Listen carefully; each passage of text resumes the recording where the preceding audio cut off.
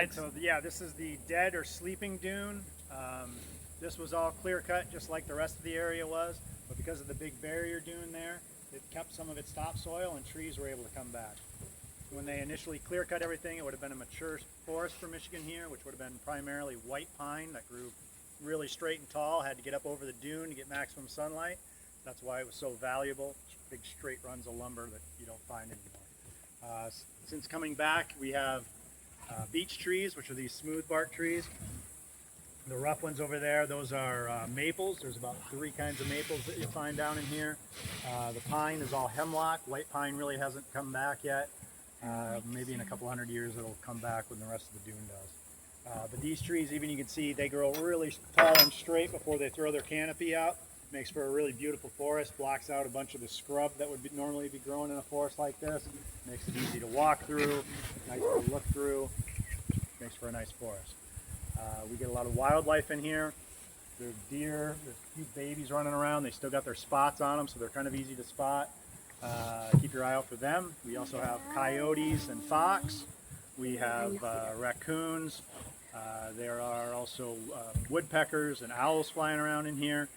We occasionally get some blue racer snakes, but they're typically up in the trees because they want the sun as well.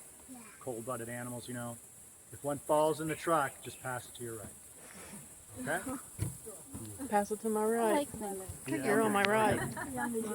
He said if all right, a snake so keep your falls eyes in the open truck, for the pass it to your wildlife. right. They are very used to the trucks at this point, and they usually just kind of look up and look at you as you're looking at them. So here we go.